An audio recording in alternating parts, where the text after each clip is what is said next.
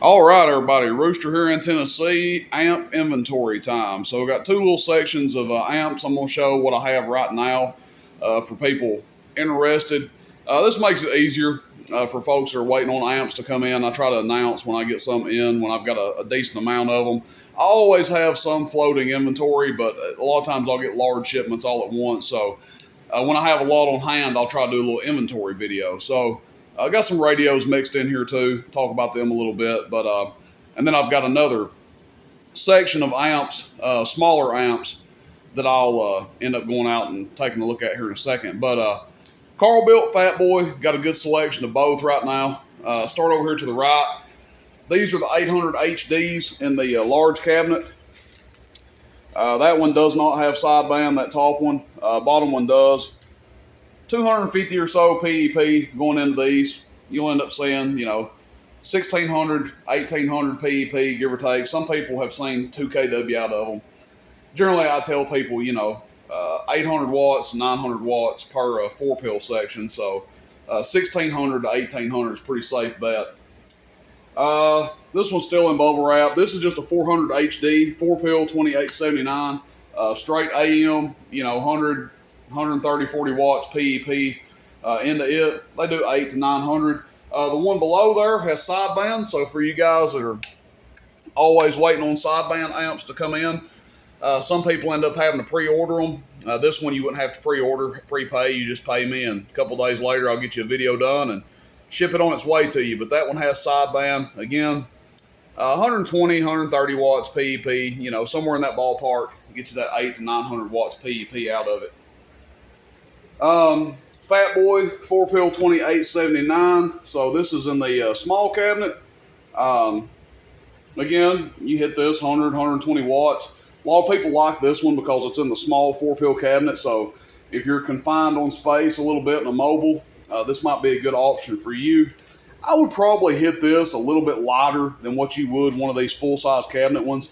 I'd actually probably stay around 100 watts PEP and probably 35 to 40 average going into one of these. Now again, you don't think 20, 30 watts makes a difference, but every little bit adds up and adds more heat to it. So I'd probably do like, 80 to 100 watts PEP into this guy. Just got a power supply out here, Fatboy 150 amp supply. I got a couple of these in, 14.5 volts. People ask me about them all the time.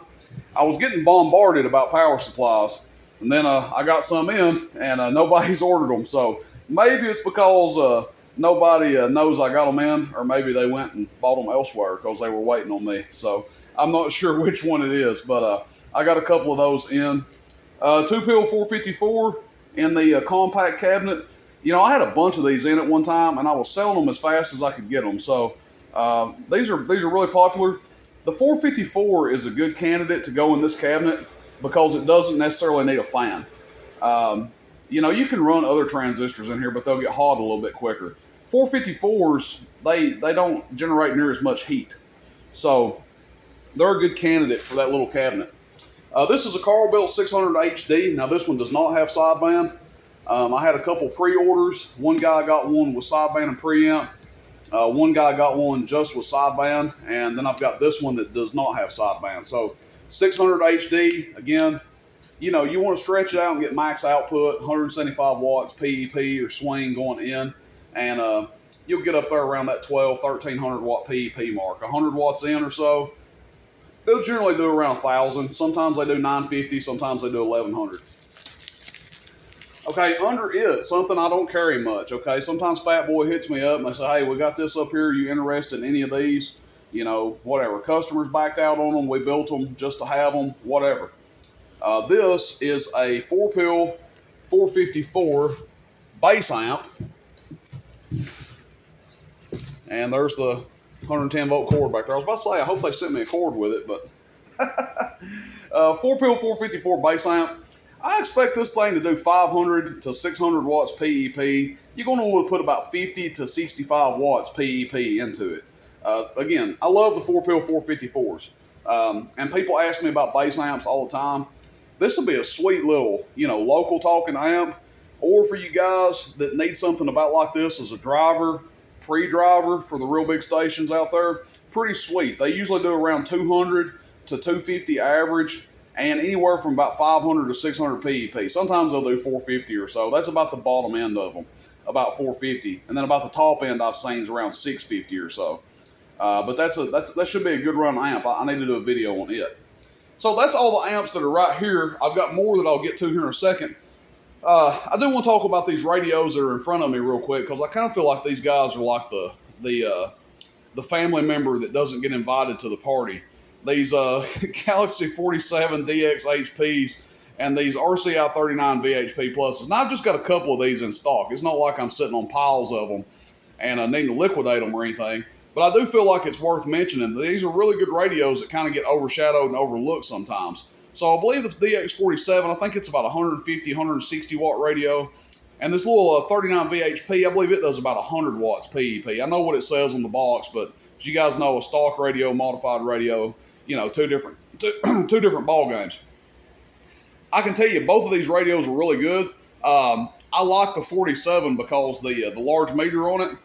Essentially, you're going to get around the same output as like a HP 40. That's a really popular radio. The General Lee that has an amp built into it.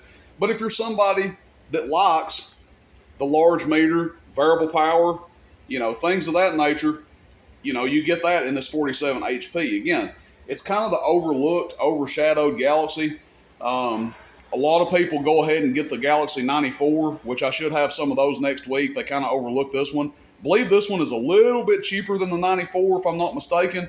Not 100% on that, but it's a really good radio. And like I said, I got a couple of them in stock. Just figured it'd be worth bringing up on this video. And this little 39 VHP Plus. Now, what's so cool about this thing is it's about the size of a Cobra 29. I believe it's the exact same size as a Cobra 29, maybe even smaller. And it comes loaded with features on it. So, you know, I love selling people the custom 29s that RC does, even adding the RFX 95 HD into them. But by the time you add an Echo board, talkback, RFX 95, variable power, you do all the mods to a 29, you got a good bit of money in it. Now, somebody like me, I just like Cobra 29, so I'd be one of those people that wouldn't mind dumping that kind of money into one, because I'm a Cobra person. You know, that's basically all I run for the most part.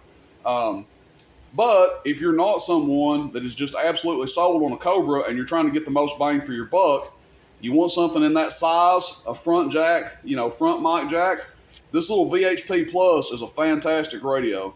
They sound excellent, you know, talkback, variable power, echo, channels in it. I mean, you've got basically everything you could want in one of these. And plus you get that 100 watts or so PEP output. So they sound really, really good. You know, obviously AM only, but like I said, Cobra 29, it's AM only as well. So if you're somebody that's confined on space and you're weighing out what to get, you're like, man, ooh, I want something the same size as Cobra 29, but you don't want a Striker 447, which is also a fine radio. Very, very popular. You know, some of these radios are stuck in a world of Strikers. You know, people don't buy the Galaxy 47 because they like the Striker 497. People don't buy the RCI VHP Plus because they like the Striker 447. I understand that. Those are great radios, and I sell a ton of them. But for somebody that wants something a little bit different and, you know, you want a good bang for buck, these two radios are a great option. Again, just figured it was worth putting out there. Also have this RCI 2970 N4. It's just sitting over here from a video I did the other day. Also a good radio. I need to get a video done on it. That's the last one of those I have in stock. So anyway, let's move on to more amplifiers and get off the radios. But again, I just want to bring that up and, you know, make people aware of these. Good radios. Let me pause the video. We'll be right back. Okay, guys, got some more out here to look at. These are typically the smaller amps I've got out here. Some of them are a little bit larger. But got the Fatboys down here. This is actually a 1.4 standard 2879 with preamp. I used this in a video to test the 16 pill out with, and this was a damn good running amp. So if somebody wants one of these, I don't typically get these in, so that'd be something you'd normally have to pre-order, but that's a damn good running amp. Low drive amp, I think it has a 454 driving 4 standard 2879s. That would be a dandy. One driving 2 2879C, another low drive amp, no sideband on this one. 2 pill 2879C and a 4 pill cabinet. These are both in the small 4-pill cabinet, so that's worth stating. I guess you could call it the, well, I wouldn't say 454 cabinet because they put 2879s in them too, but just the standard 4-pill cabinet's what this is. So both of these are in a little bit oversized cabinet. 4-pill 454 mobile right here. Again, 500-600 watts PEP, couple hundred watts average, good running amp. Really popular. 6-pill 454 down here. A little bit larger cabinet there. And, they do around 800 watts PEP, sometimes 8, 9. Somebody did tell me they got 1,000 out of one of these. Okay, you probably got to be pushing it pretty hard to get 1,000. But the 454s are pretty tough, so would not be surprised at all. A couple of power supplies that RC did. I need to get these listed up. These are the 150s, 150 amps that he did. So I need to get these on the website. Good running little power supplies. They'll be set at 15 volts, I believe, is what he has these set at. Top shelf up here, Carl built. Let's see what we got. A 200 HD, 2-pill 2879, 400 watts or so, PEP. C40, single 2290 with high and low. This one might be getting shipped out. Got a guy that's supposed to trade me some stuff in on one of these and something else. So this one's probably sold. A C60, my personal favorite, single 2879. I know it's in bubble wrap, but it looks just like this, except it has a single 2879 in it, and it does about 60 watts average and 150, 160 PEP. C80, again, I know they're wrapped up in bubble wrap, but they look the exact same as these. Two 2290s, 250, 300 watts PEP, high and low, and then more C40s down here on the end. So, variable C40s. So there's a couple of those available. Again, single 2290. You can see my giant collection of Ranger Echo boards over here. These are like super backstock right now. So we use a lot of these, so it's okay. But things got hectic, and I misplaced a whole box of them. And so I ordered another entire shipment of them. And I was like, holy cow. When I found that other box, I'm like, holy crap. I got Ranger Echo boards running out the freaking wazoo over here. So that's it for right now, guys. That's all that's available. More stuff coming up, more used stuff coming up, of course. Probably some used amps, some used radios, some like new radios. Got a lot of stuff I want to get to. Have a little power supply that a customer, business associate, whatever you want to call him, he sent in. I'm going to do a little demo of it. He's in the power supply building business. He does radios and stuff. And, some people say, man, that's crazy. Why would you advertise for somebody else? Hey, I'm all about doing good business with people. There's plenty of business to go around out there, and if people are doing honest, good business, and they're doing business with me, I never mind advertising for them and putting the word out there. That's kind of my policy. If you're already doing business with me, I don't mind, shedding a little light on your business. So that's it, guys. If you're interested in any of these amps that you see, shoot me a text, 423-299-3535. Just a reminder, some of the new stuff I've been carrying.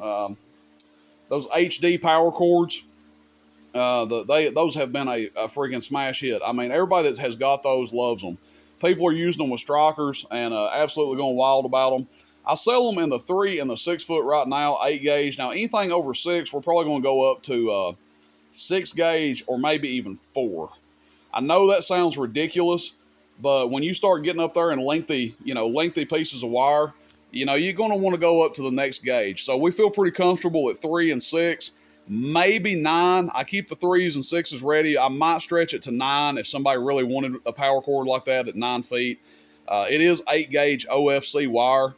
So you could probably get by with 9, but feel more comfortable at 3 foot and 6. And trust me, guys, if you haven't seen the video, those things make a killer difference, especially on the striker radios. So that's it, everybody. Contact me directly on amps as always. Shoot me a text, 423-299-3535. Everything else radio related, antennas, microphones, mic adapters, mic extensions, anything like that, power wire. You can always check out roostercb.com. For these guys right here, shoot me a text directly, 423-299-3535. Rooster in Tennessee. Catch you guys out on the band. See you, bye.